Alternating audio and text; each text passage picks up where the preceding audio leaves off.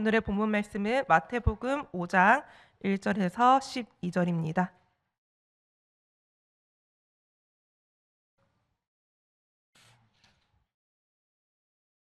예수께서 무리를 보시고 산에 올라가 앉으시니 제자들이 나아온지라. 입을 열어 가르쳐 이르시되 심령이 가난한 자는 복이 있나니 천국이 그들의 것임이요. 애통하는 자는 복이 있나니 그들이 위로를 받을 것이미요. 온유한 자는 복이 있나니 그들이 땅을 기업으로 받을 것임이요. 의에 줄이고 목마른 자는 복이 있나니 그들이 배부를 것이미요.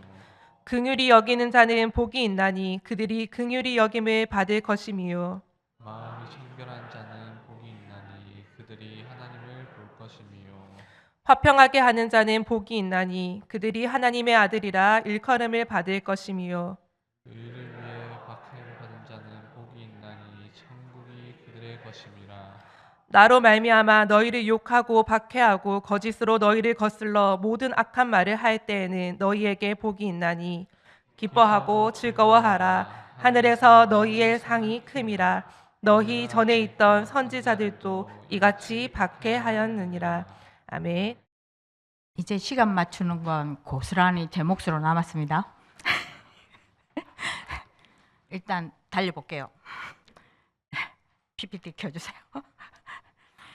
바꿀 것인데 우리 태영아 때 좀 중요하게 보는 부분이 임신했을 때 영유아 때 가장 중요한 게 이제 우리는 성품, 체질 이 부분을 놓고 우리가 계속 조금 그래도 우리처럼 고생 안 하기 위해서 이제 좀 그 부분에 초점을 맞추다 보니까 바꿀 것의 초점이 성품입니다. 우리 바꾸기 어렵다고 생각하는 부분인데 이번에 제가 말씀 준비를 하면서 보니까 예수님을 닮아가고 성령의 도우심이 있으면 바꿀 수 있다. 상담학에서는 바꾸기가 어렵다고 보거든요. 태어난 기질과 이런 것은. 근데 말씀은 아니 하나님의 도우심이 있으면 하나님의 자녀라면 바꿀 수 있다. 그래서 해야 될 것 같아요. 그래서 제가 좀 그냥 쭉 읽는 게 나은 건지 제가 잘 모르겠는데 어쨌든 우리의 기준을 낮추면 교회의 타락이 세상의 기준에 맞추면 교회가 타락이 되어지고요. 성도가 자기 삶의 수준을 낮추면 성도도 타락이 되어집니다. 자꾸 합리화하기 시작하니까 자꾸 괜찮다니까. 특히 우리 복음 누림이라는 네 글자가 자칫 잘못하면 별로 구분이 안 되는 삶을 살게 되는, 그러면서 복음 누린다고 말을 하게 되는 착각을 하게 될 수도 있어서 조금 쉽지 않지만, 왜냐하면 저도 그렇게 못 살고 있으니까 쉽지 않지만 해보려고요. 일단 8가지 성품이 10계명처럼 아니다, 성령의 9가지 열매처럼 앞에 4개의 성품 4가지는 하나님과의 관계에서 우리의 성품을 이야기하고요. 뒤에 있는 4가지는 대인관계에서 우리가 해야 될 부분을 이야기하고 있습니다. 그리고 이 8가지 성품의 특성을 보면 주님의 명령이라서 이렇게 살아도 되고 안 되고 하는 부분이 아니고 이렇게 살아야만 됩니다. 왜냐하면 이 뒷구절을 보시면 우리가 세상에 비치고 소금이기 때문에 그렇습니다. 그 다음에 성령의 열매처럼 동시적인 것입니다. 마음이 가난한 사람이 의에 줄이고 목마르고 이게 다 이렇게 똑같은 건데 이쪽 저쪽 보는 애에 따라서 8가지로 되어져서 마음이 가난하면 끝에 의를 위해서 박해도 받을 수 있어지는 거죠. 이게 다 맞물려 있다는 거죠. 그 다음에 참 위안이 되고 감사한 것은 아무도 본래 이 성품 가지고 태어나지 않는다는 거예요. 아무도 이 성품을 가지고 태어나지 않는다는 겁니다. 그래서 안심이 되죠. 그 다음에 이제 좀 본격적으로 이야기를 할 부분은 보이는 외형적인 것이 아니고 우리의 내면을 이야기하는 부분입니다. 그래서 첫째 계명이 우리가 잘 아는 심령이 가난한 사람. 아마 오늘 이거 끝나고 나면 팔복의 찬양을 꼭 한 번은 듣거나 부르거나 하게 될 것 같습니다. 심령이 가난하다는 말은 내가 아무것도 없다는 것을 발견하는 게 가난한 사람, 심령이 가난한 사람입니다. 하나님 앞에서 내가 죄인이고 나는 아무것도 할 수 없는 존재라는 걸 깨닫고 아는 사람이 심령이 가난한 사람이다. 근데 이제 우리가 이렇게 말은 하지만 속으로 내가 잘하는 부분 있잖아요. 특별히 전문직에 종사해서 고유 권한을 가지신 분들이나 또 내가 잘생긴 부분, 내가 잘하는 부분 이런 거 있는 사람들이 마음이 가난하기가 쉽지 않습니다. 왜냐하면 내 그 잘하는 부분을 약간씩 드러내고 싶거든요. 말은 안 하지만 돌려서도 드러내고 싶거든요. 그래서 이런 사람이 가난하기는 쉽지는 않습니다. 그래서 이걸 발견하게 되면 하나님만 바라보고 의존하면서 긍휼과 은혜, 사죄, 은총 그 마음을 그 바라는 마음이 생길 수밖에 없고요. 당연히 겸손해집니다. 겸손하라고 하면 쉽지 않지만 심령이 가난하면 겸손해집니다. 그래서 내면을 바꿔야 되는 거죠. 그 다음에 애통하는 마음인데요. 진짜 마음이 내가 진짜 죄인이고 내가 가치가 없다는 것을 깨달으면 애통하는 마음이 생길 수밖에 없습니다. 바울이 이런 고백했잖아요. 아는데 안 되잖아요, 우리. 그 다음에 그걸 아니라고 억지로 부인해서 걷어 넘어가는 거잖아요. 근데 진짜 내 안의 죄성을 발견하면 힘들 수밖에 없습니다. 진실하게 바라보면. 그게 애통하는 마음이에요. 그리고 요게 잘 되어지면 다른 사람의 죄를 보면서 대신 아파합니다. 우리가 전도를 하게 되는 이유가 이것이죠. 근데 우리는 자꾸 내 애통함은 없어지고 다른 사람만 보는 건데 정말 내 안에 죄가 있어서 정말 우리 성령 충만하게 살고 싶지만 내 안에 죄성이 숨길 수 없는 죄성이 자꾸 올라오잖아요. 그래서 특히 앞에 선 사람들은 더 그렇습니다. 사람들의 인정을 받으면 그 자리에 안정하고 싶고 인정받은 것에 뿌듯해하고 싶잖아요. 아니요. 진짜 내 안의 죄성은 보이지 않는 하나님의 인정보다 사람들의 인정을 더 좋아하는 게 우리 본성입니다. 그래서 그런 부분을 아파하고 그게 다른 사람에게 보여 다른 사람이 그런 것을 보면 대신 아파하는 그 애통한 마음. 위로는 하나님에게서 받아야 됩니다. 고린도후서 1장 4절에 보면 우리의 모든 환난 중에서 우리를 위로하사 우리로 하여금 하나님께 받는 위로로서 모든 환난 중에 있는 자들을 능히 위로하게 하시는 이시로다.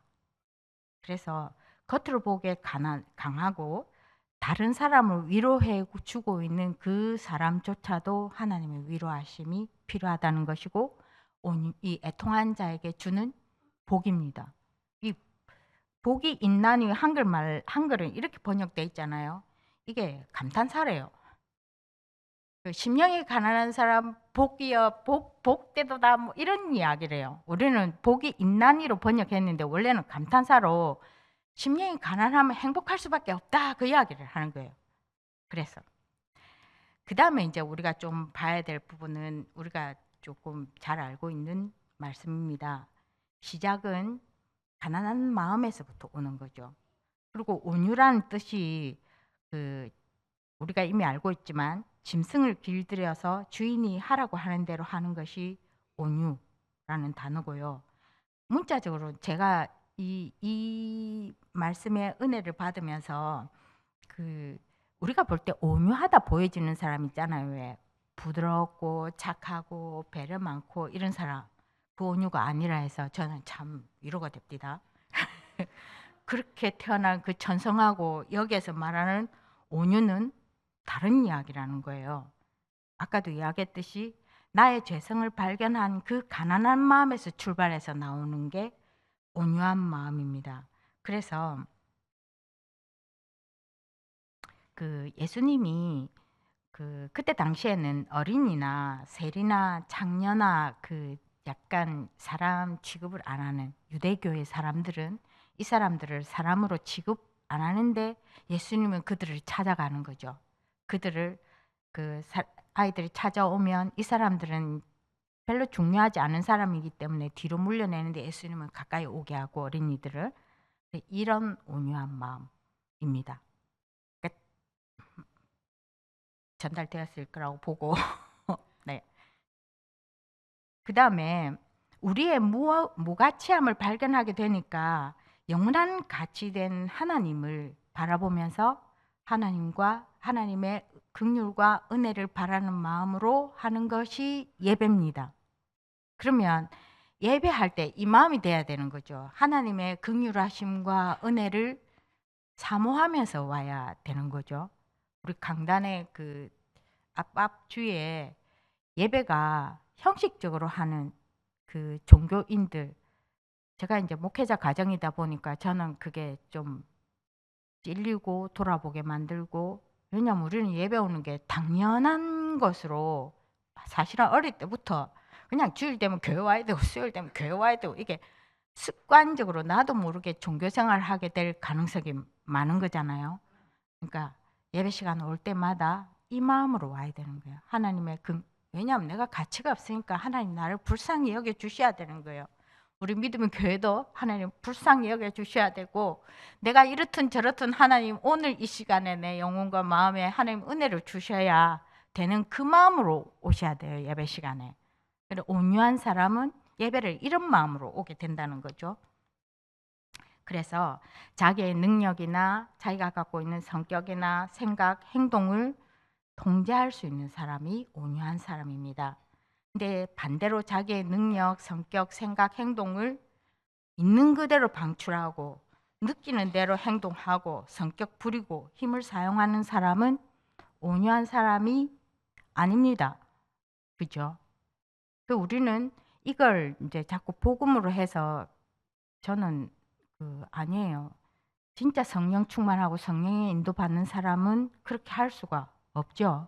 그래서 이 부분을 좀 보시고, 온유한 사람의 우리의 그 모델은 스데반입니다. 스데반의 순교가 자기 안에 죄를 깨닫고 부족함도 깨달았고 애통하는 마음도 있었고 다른 사람의 그것을 보고 애통하는 사람이 있어서 하나님 능력으로 덧입으니까 온전히 하나님께 자기 자신을 드릴 수 있는 거죠. 그 사람이 온유한 사람, 우리가 가져야 될 성품입니다. 그 다음에 어떤 신학자가 정리해 놓은 건데요. 밖에서 우리를 칭찬할 때나 우리를 조롱하거나 우리를 무시할 때 우리가 당황하거나 화를 내지 않는 것이 예수님의 온유를 가진 자라는 거예요. 온유한 사람. 그 다음에 의에 주르고 목마른 사람인데요.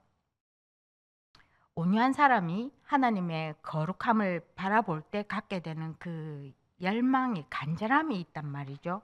그 간절함이, 그 목마름이 하나님의 의에 대한 것입니다. 그 의에 줄이고 목마른 기준이 하나님의 의에 줄이고 목마름이 있다는 거죠. 아까도 이야기했지만 우리에게는 의가 없습니다. 아예 없습니다. 제대로 보는 사람은 자꾸 의가 있다고 착각하시는데 아니요. 아시잖아요. 복음이 있어도 우리에게 의가 없다는 것을. 특히 제가 태영아에서도 이야기하지만 우리 아이들은 어리고 힘이 없고 말을 못 하잖아요. 그냥 우리는 그렇게 하고 싶지 않은데, 우리가 힘도 있고 크고 뭐 그렇잖아요. 일단 내 마음대로 할 수 있는 게 더 자유롭잖아요. 나도 모르게 우리 아이에게 폭력을 행사해요. 왜냐하면 육아하는 주 양육자는 기본권이 없어요. 잠자고 먹고 하는 이 기본권이 없어요. 내 아이라서 키우고 있지 남의 아이라면 키울 수 없는 그 환경이 육아 환경이란 말이에요. 그럼 내가 조금 여유가 있을 때는 괜찮은데 그렇지 않을 때 그냥 잘 자고, 누가 뭐라 하나 잘 자고 잘 먹고 잘 놀면 되잖아요. 근데 우리 애기들이 그렇지가 않아요. 뭐가 불편한지 자면 될 낀데 내보고 자라면 참 잘 잘 건데 안 자. 뭐가 불편한지 알 수가 없어. 말을 못 하니까. 그러면 이제 좋게 하다가도 내 모든 것이 바닥나면 이게 언어가 됐든 이게 행사가 되어진단 말이에요. 그래서 그래서 육아 현장에서 내가 의가 없다는 걸 더 많이 발견하게 됩니다. 근데 하나님의 의를 갈망하고 사모하는 것. 그 다음에 제가 지금 어떻게 해야 되는지 모르겠어요. 어디까지 요약해야 되는지 몰라서 이게 맞나? 아니네. 하나님은 우리에게 의를 요구하십니다. 뭘로 봐서요? 소돔 고모라가 의인 10명이 없어서 망했어요. 하나님은 의를 요구하시거든요. 예레미야 5장 1절을 보니까 의인 한 사람을 못 찾아서 예루살렘 성읍을 무너뜨립니다. 하나님은 의를 요구하십니다. 아니면 좀 우리가 자유롭게 살 수 있는데 하나님은 의를 요구하십니다. 그래서 그 다음에 우리가 그 목마름에 대한 그 목마름이 빈사 상태의 목마름이라고 하거든요. 그러면 우리는 빈사 상태까지 안 갔지만 정말 목마를 때 물 한 모금이 굉장히 달잖아요. 그게 감사입니다. 그 기준이 감사랑. 의에 줄이고 목마른 자는 하나님으로 인한 배부름이 있을 때 감사가 되어질 수밖에 없다. 그래서 불신자에 대한 의는 하나님과 자녀 되게 하는 은혜. 그러면 신자의 의는 예수님을 닮아가는 성화의 축복입니다. 우리는 잘 말하지 않죠. 우리 다락방에서는. 근데 예수님을 닮아가는 성화의 그 축복의 은혜가 우리의 의에 줄이고 목마름을 배부르게 할 수 있는, 그래서 용서의 기쁨, 사랑의 만족을 경험하게 되는 것이 배부르다고 그래요. 이야기가 좀 다르죠? 우리 잘 용서하기 어렵잖아요. 그 복음 가지고 우리는 판단하잖아요. 아니라고요. 정말 하나님의 의에 줄이고 목마른 사람은, 그 하나님의 의에 줄이고 목마름을 채우는 사람은 용서할 수 있고 사랑을 베푸는 것으로 인한 만족이 우리를 배부르게 하고, 그래서 감사가 되어질 수밖에 없는 그 삶. 요까지가 하나님과의 관계고요. 이제 청결한 마음부터는 이 땅을 살아가면서 사람과의 사랑 관계에서 있어야 될 성품입니다.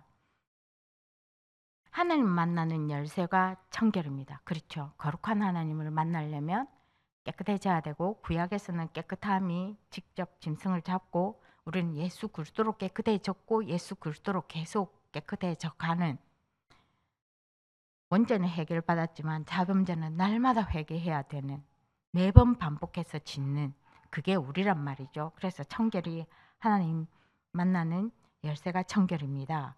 그래서 정말 본인의 깊은 죄, 그 진짜 죄는 우리가 말하지 않고 깊은 곳에 묻어두잖아요.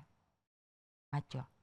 거기에 예수 그리스도 보혈의 피가 그까지 씻어져야 죄책감이 없어요. 우리 자꾸 하나님 자녀라서 죄책감 가질 필요가 없다 하는데, 정말 내 깊은 속에 예수 그리스도 보혈의 능력이 임해야 그 깊은 속에 말하기 싫고 말할 수 없는 그 죄가 깨끗하게 되어져서 죄책감에서 해방받을 수 있습니다. 그래서 청결한 삶을, 마음을 가져야 되는 거죠.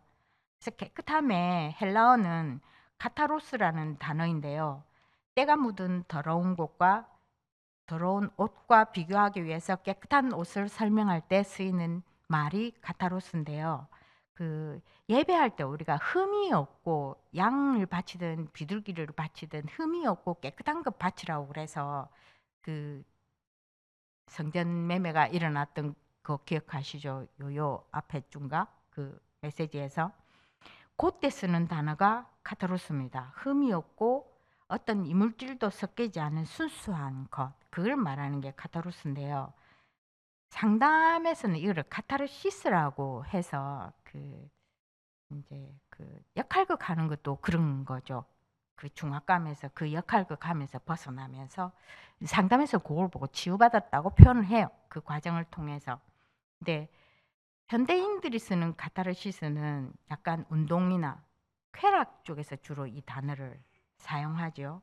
네, 우리는 번제로 예수 그리스도로 해결받는 걸 말합니다. 그리고 예수님이 지나갔네요. 이 단어를 사용하실 때는 약간 바리새인들을 의식하고 주신 말씀이에요. 청결한 마음에 대해서 이야기할 때 바리새인들은 그 십계명을 확대 해석하고 성경에 없는 부분까지 해석해서 어떻게 행동하고 살아야 되는지를 연구해서 구체적인 행동 방침을 나타낸 게 탈무드거든요. 근데 예수님은 이 행위나 형식이 아니고 그 바리새인들이 갖고 있는 안에 불결한 부패, 오늘 그 설교 말씀도 그런 거잖아요. 계속 예수님 따라가면서 질문의 형식을 빌어서 계속 시비 걸고 이런 거. 안에가 안 깨끗해요. 겉으로는 말씀 지키기 위해서 온갖 모양새를 다 갖추고 있지만 안에는 깨끗하지 않아서 계속 그 뭔지 자기들이 못하는 걸 예수님이 하는 거잖아요. 딱 깨놓고 말하면. 그걸 자꾸 건드리는 거예요. 메시아에 대한 의문점이라고 하기에는 자기들이 할 수 없는 부분에 많은 것을 해내고 사람들의 인기를 끌고 있는 그게 더 이 바리새인들을 자극했을 거예요. 성경에는 안 나와 있지만. 그래서 계속 예수님을 따라, 왜냐하면 겉으로 보면 별 볼품이 없으니까 계속 시비 걸어요. 예수님이 한 행동, 하신 말씀 가지고. 그게 바리새인들입니다. 그래서 자기의 이익을 추구하는데요. 우리도 지식 있는 사람은 교양 있게 기술적으로 자기 이익을 추구하고요. 무식한 사람은 촌스럽게 자기 이익을 추구해서 드러납니다. 그래서 어쩌면 무식한 사람은 더 쉽게 드러나고요. 지식 있고 교양 있는 사람은 표출을 잘 안 하면서 하기 때문에 더 교묘하게 더 악랄할 수 있어요. 그래서 우리도 청결한 마음, 내면이 청결해져야 된다는 거.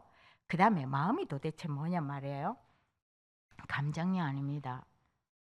마음은 감정이 아니고 인격의 중심입니다. 그래서 마음이 깨끗하다는 말은 그 인격의 중심이 깨끗하고 그 하는 행동의 근원이 순수한 것을 이야기합니다. 그래서 복음은 우리도 알잖아요. 머리로 이해하고 이래 출발하지 않습니다. 논리적이지가 않습니다. 제가 계속 그 연결이 안 됐던 게 구원의 길을 말하는데 하나님 떠난 문제 세 개를 이야기하고 예수 그리스도가 답이라는데 이게 연결이 안 되는 거예요.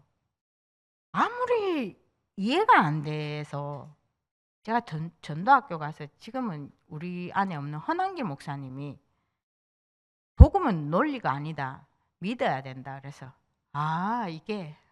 그래서 그냥 넘어갔어요. 이게 안 돼서 이게 안 돼요. 연결해봐요. 안 맞아요. 그래서 머리나 이해에서 출발하지 않고 마음에서 출발을 하는 거예요. 그래서 예수님을 마음속에 영접하는 거더라고요. 절대 하나님을 우리가 이해할 수가 없어요. 우리 짧은 머리로는. 자꾸 이해하려고 잣대를 갖다 대는 자체가 참 어리석은 거였더라고요. 그렇게 되어지는 것이 아닙니다. 마음에서 출발하고 이 마음을 변화시키는 분은 성령 하나님이세요. 그래서 성령의 세밀한 음성을 들어야 되고 그다음에 청결한 마음은 두 마음이 아닌 한 마음입니다. 마태복음 6장 24절에 보니까 한 사람이 두 주인을 섬기지 못할 것이니 혹 이를 미워하고 저를 사랑하거나 혹 이를 중히 여기고 저를 경히 여김이라. 너희가 하나님과 재물을 겸하여 섬기지 못하느니라. 그 세계복음화 때문에 돈 번다 하잖아요. 그렇잖아요. 세계복음화 때문에 사업한다고. 모르겠어요. 저는 돈 벌면 정말 세계복음화에 쓰는지 난 잘 모르겠어요. 그 그릇이 안 되나 봐요. 하나님 안 주세요. 두 개 같이 할 수 없고요. 마음이 두 개로 갈라지는 것은 깨끗한 것이 아니고 하나님과 세상을 사랑할 수 없다. 이 구절 말고도 있어요. 그러니까 아주 그 쉽게 이해할 수 있는 부분이 결혼한 부부가 자기 부인 말고 딴 집 부인이 또 있대요. 청결하지 않은 거예요. 이런 겁니다. 아주 쉬운 예가 두 마음. 그러면 보세요. 우리 속에 평안이 아니고 갈등이 계속 있다면 우리 속에 축복하지 않고 남을 자꾸 비판하고 심판하고 있다면, 내 입에 한 입에서는 찬양을 하는데 한 입에서는 욕을 계속 한다면 이게 두 마음이잖아요. 갈등이 계속 생길 수밖에 없고, 신앙생활도 하면서 세상적으로 산다면 갈등이 일어날 수밖에 없습니다. 그래서 하나님을 향한 일편단심이 청결한 마음입니다. 그리고 청결한 마음을 가진 사람은 언어가 정직합니다. 저는 여기에서 자유하기가 참 어려운 사람입니다. 언어가 그다지 뭐 매끄럽지도 않고 부드럽지도 않고 좀 그렇습니다. 어쨌든 마음이 깨끗한 사람은 말을 정직하게 하고요. 마음이 불결한 사람은 말도 불결합니다. 그래서 어떤 마음이 있느냐에 따라서 그 마음의 상태가 그대로 언어로 표현되는 거죠. 아니군요. 맞나요? 맞네요. 갈라디아서 5장 16절을 보면 너희는 성령을 따라 행하라. 그리하면 육체의 욕심을 이루지 아니하리라. 그래서 우리를 온전케 하시는 예수 그리스도를 바라보자. 그래서 내 모든 죄가 깨끗해졌을 때 성경의 약속은 하나님을 볼 수 있다고. 그래서 그 태영아의 돕는 배필은요, 하나님과 깊은 교제 속에서 내 마음이 깨끗해지고 내 재성도 다 보잖아요. 그래서 돕는 배필은 각자 엄마는 아내가 하나님과 깊은 교제 시간을 가질 수 있도록 남편이 육아를 좀 하고 가사일도 좀 돕고, 그 다음에 남편이 제가 애 키울 때는 그렇게 조모 목사님이 그렇게 서운하고 그렇게 밉더라고요. 제가 갈 때는 뚝뚝 떨어져 있어서 제 육아를 도와줄 수 있는 사람이 없고, 이게 사물에서 평신도한테 부탁하기도 그렇고 너무 힘들게 육아를 셋을 하나도 아니고 절대 이해가 안 되는데, 제가 태영아를 맡아서 아빠를 보니까 이 아빠는 이야기하잖아요. 이 나이가 시간이 많고 그런 자리가 아니에요. 물론 시간이 많으면 책임을 져야 되는 중요한 그런 짐이 또 있더라고요. 근데 태영아 때는 몸도 쓰고 하고 막 진짜 힘든 시기라서 제가 태영아를 하면서 그게 보이더라고. 출근하면 직장일 열심히 해야 되는데 퇴근하면 육아 출근이 또 기다리고 있는 거예요. 조부모가 옆에 있으면 참 좋은데 그렇지 않으면 또 와서 또 해야 돼서 또 지친 몸을 끌고 또 출근해야 되는 이런 상황이 있더라고요. 근데 또 이 아내는 주변에 누가 있지 않으면 24시간 기본권이 없이 그냥 아이에 맞춰서 생활했는데, 지금은 조금 다르더라고요. 다 교육을 시켜서 아이도 엄마한테 맞추도록. 왜냐하면 아까 이야기했잖아요. 엄마가 힘이 있으니까 좀 잠을 조절하고. 지금은 조금 육아 방식이 바뀌어서 뭐가 맞는지 전 잘 모르겠어요. 어쨌든 하여튼 그런데 이렇게 정말 우리 아내가, 우리 남편이 하나님과 깊은 교제 속에 들어가서 나의 죄성도 발견하고 내가 청결한 마음이 되어서 하나님과 깊은 교제 속에서 정결함을 입어지고, 그런 시간을 돕는 배필이 되어야 된다고 생각해요. 육신적인 것뿐만 아니고 이 부분도 정말 필요해서 옆에 조부모가 있으면 이 부분을 좀 도와주면 정말 좋을 것 같거든요. 이게 돕는 배필인 것 같아요. 그 다음에 화평케 하는 사람인데, 평화를 사랑하고 평화를 만드는 사람들인데요. 절대 그 고발자도 아니고 방관자도 아닙니다. 약한 자와 강한 자 사이에 있으면 냉소하게 그냥 지켜보거나 무관심한 사람이 아닙니다. 적극적으로 사건 속에 개입하는 사회자의 위치고 중보자의 위치입니다.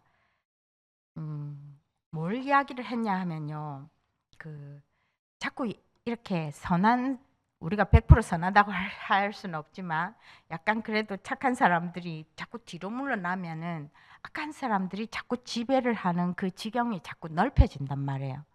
그래서 말을 하고, 조금 하나님의 사람들이, 선한 사람들이 같이 모아서 폭력을 쓰고 이러자는 이야기는 아닙니다. 그럼 우리가 사는 장소에서 우리가 화해자라면 무엇을 해야 될지 무언가는 해야 된다는 거예요. 기도하고 말하고 상처 주지 않고 상처받지 않는 말들을 하면서 지경을 넓혀 가야 된다는 이야기를 하고 싶은 거예요. 가만히 있는다고 되는 것은 아닙니다. 자칫 잘못하면 방관자가 되는 거죠. 내가 가만히 있는 그것이.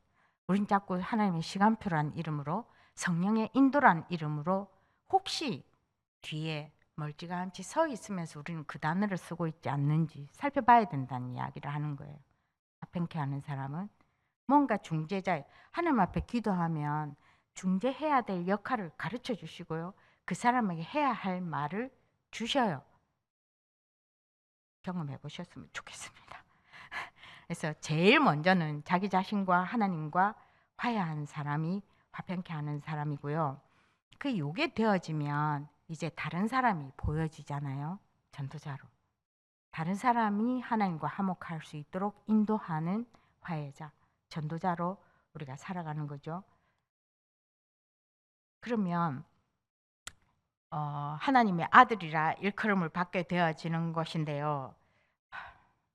사심이 없이 자기 이익을 추구하는 것을 포기하면 또 혀를 제어할 수 있으며 온유와 사랑의 능력을 덧입도록 기도하면 화해자가 되어질 수 있고 이 화해자에게 주시는 복은 하나님의 아들이라 일컬음을 받는데 아들은 아버지를 닮죠.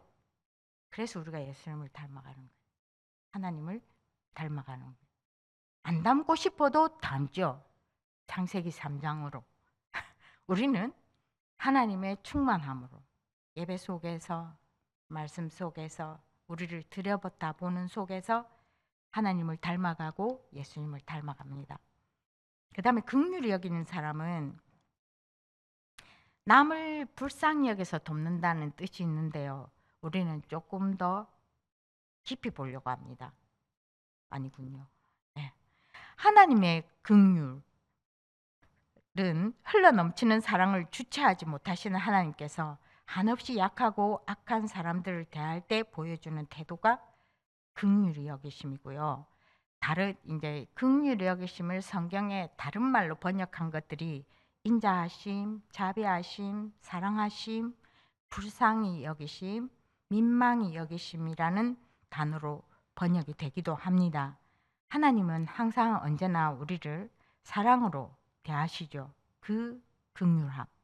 그리고 긍휼함의 최대 극치가 빌립보서 2장 7절 8절에 보면 자기를 비어서 종의 형체를 가지사 사람들과 같이 되셨고 이게 긍휼이에요.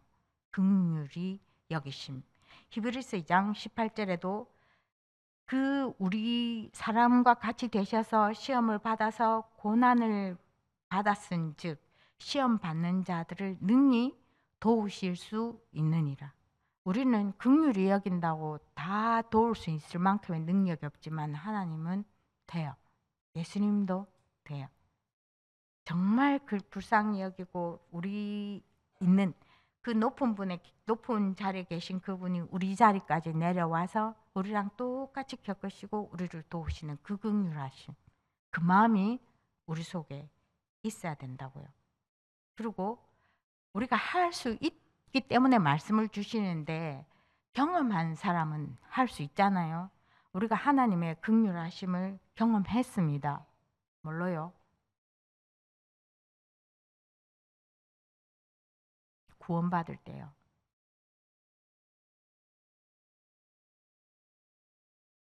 우리가 구원받을 때 하나님이 우리를 불쌍히 여기시고 우리를 도우셔서 우리가 구원받아서 하나님의 긍휼하심을 입어서 우리가 구원받은 거예요.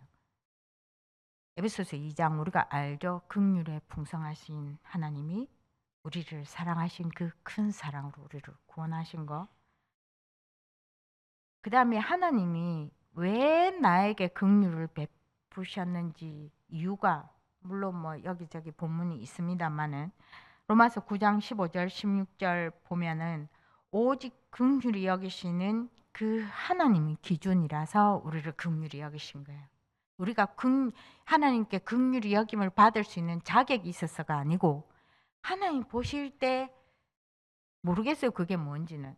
하나님 보실 때 인드가 네가 너무 불쌍하네. 그래서 저를 구원하신 거예요. 제가 막 구원해달라고 요청한 적이 없어요. 알아야 요청을 하지. 하나님이 기준이 그냥 하나님이세요. 그래서 긍휼히 여기는 마음이 하나님의 마음이십니다. 그리고 아시죠? 긍휼히 여기는 자는 하나님의 긍휼이. 우리는 능력이 없지만 하나님이 능력도 있은 그 하나님이 우리를 긍휼히 여기는 그게 복이에요. 그게 행복이에요. 그 다음에 의를 위하여 박해받는 자는 지금 시대 때는 예수님 시대 때처럼 이렇게 박해가 예수님 조롱하고 뭐 지금은 그 따가운 시선으로 반응하지 않으므로 박해를 하죠. 옛날은 뭐 대놓고 조롱하고 대놓고 하는데 요즘은 그렇지가 않고요. 침묵으로 박해를 하고 따가운 시선으로 박해를 하고 우리랑 놀아주지 않으므로 박해합니다. 이미 우리가 기독교인으로 우리 아이를 키운다는 것은 그 복지 정책으로 제가 이건 좀 그런데 복지 정책으로 성교원이 사라졌어요. 지금 성교원 못 찾습니다. 그 나라에서 지원을 해주는 조건으로 종교 활동을 자유롭게 할 수 없어요. 그래서 지금 육아 환경에는 내가 크리스찬으로 이 아이를 예배하는 아이로 예수님 믿는 아이로 키우는 자체가 이미 우리는 약간 손해본다 해야 되겠나? 조금 복음으로 키우기에 열악한 환경에 우리 아이를 내어두고 있는 상황이고 경남에는 기독교 인구가 더 작기 때문에 우리가 예수 믿는 그 자체로 이미 그 시선을 받을 각오를 하고 아이를 키우는 거거든요. 그 다음에 이제 또 맡길 때가 아까도 이야기했듯이 성교원은 사라지고 이 아이들을 복음으로 키우고 싶은데 아이를 하루 종일 매일 가서 거기서 아이들이랑 지냈는데 예배하지 않는 곳에 보내야 되는 이런 상황이에요. 그러면 기독교인이 운영하거나 교회에서 운영하는 우리가 자선책으로 거기에 이제 아이를 보내는. 근데 그나마도 우리가 살고 있는 지역에 그런 어린이집이 잘 없다는 것이에요. 이런 환경에서 지금 아이를 키워서 이 단어하고는 맞는지는 모르겠지만 하여튼 조금 너무 가벼운 현실의 해석에 이걸 기뻐하면서 즐거워하면서 할 수 있어야 되고 우리가 바라는 건 앞에 찬양 계속했듯이 하늘의 상급을 바라보면서 우리가 합니다. 부족하지만 그래서 말을 맺고 싶습니다. 자기 안에 거짓됨을 뚫어보고 있는가? 말씀 속에서, 삶 속에서. 그 다음에 하나님 말씀에 전념하고 있는가? 누구 말이 아니고 내가 하나님과 직접 하나님 말씀 속에 있어서 그 말씀 속에서 우리 아이를 어떻게 양육해야 될지 하나님의 그 가르치심 속에서 기르고 있는가를 봐야 되는 거고요. 내가 하나님 자녀된 삶을 교회, 직장, 가정에서 이렇게 똑같이 교회에서는 오늘 이렇게 앉아있지만 직장에서는 또 다르게 지금 우리 후대들은 그렇게 살고 있는데요. 사회성이 좋다는 이유로 교회에서 내가 처해야 될 자세과 학교에서 내가 처해야 될 자세와 부모에게 내가 처해야 될 자세와 친구들과 놀 때 다 따로따로 그렇게 한다고 그래요. 그럼 우리는 봐야 되는 거죠. 그래서 예수님의 심정을 달라고 기도하고 제가 같이 합독하고 싶었으나 이미 시간이 오바돼야 넘쳐서요. 디도스 2장 4절을 조금 제가 같이 합독하고 싶었으나 제가 할게요. 그가 우리를 대신하여 자신을 주심은 모든 불법에서 우리를 속량하시고 우리를 깨끗하게 하사 선한 일을 열심히 하는 자기 백성이 되게 하려 하심이라. 그래서 네, 그렇습니다. 선한 일이 전도라고만 하면 제가 할 말이 없어요. 그 전도 안에 빛, 소금, 그리스도의 향기, 편지 이미 다 포함되어 있거든요. 근데 우리는 전도라는 단어 속에 그 모든 걸 다 지워버리고 복음으로 자꾸 덮으면서 그냥 자기대로 살아가는 그건 아니라고 봅니다. 그래서 왜냐하면 우리 자녀들이 우리 정말 안 닮았으면 좋겠는 걸 다 닮아 있거든요. 아시잖아요. 우리 키워봐서. 그래서 우리는 할 수 있습니다. 어떻게? 예수님만 바라보면 또 성령의 능력을 덧입어 계속 이거 예수님 바라보고 성령의 능력을 덧입는 걸 계속 바라다 보면 어느 날 나도 모르게 주님을 닮아져 가는 나를 보게 되는 거죠. 그래서 이렇게 살아간다는 것은 땅의 것을 포기하면 하늘의 것을 주십니다.